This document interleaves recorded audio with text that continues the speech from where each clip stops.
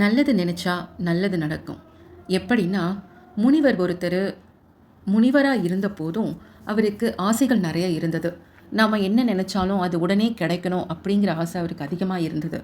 அதையே வேண்டி அவர் கடுமையாக தவம் இருந்தார். மழை வெயில்னு எதையும் பொருட்படுத்தாமல் கடுமையான தவம் இருந்தார். அவரோட தவத்துக்கு மனசு இறங்கின இறைவன் அவர் முன்னாடி தோன்றி அவருக்கு வரமும் கொடுத்தாரு. வரம் கிடைச்ச சந்தோஷத்தில் முனிவருக்கு அதுக்கப்புறம் தான் பசி தாகம் எல்லாம் எடுக்கவே ஆரம்பிச்சுது. இந்த நேரம் நல்லா சாப்பிட்னா நல்லா இருக்கும் அப்படின்னு நினச்சாரு. அவர் நினச்ச உடனே அவர் முன்னாடி வகை வகையான உணவுகள் வந்தது. சந்தோஷமாக சாப்பிட்டாரு. கொஞ்ச நேரத்தில் அவருக்கு தண்ணி தாகம் எடுத்தது. குளிர்ந்த நீர் கிடைச்சா நல்லாயிருக்கும்னு நினச்சாரு. அதுவும் கிடைச்சது. குடிச்சு முடிச்சு அப்படியே அயர்ந்து படுத்து தூங்கிட்டாரு. கண் விழிச்சு பார்க்குறப்ப முழுக்க இருட்டாகி இருந்தது.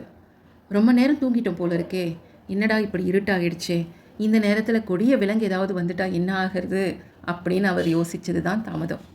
உடனே அங்கே ஒரு புலி வந்து அவரை கொன்னுடுச்சு. இதிலிருந்து என்ன தெரியுது?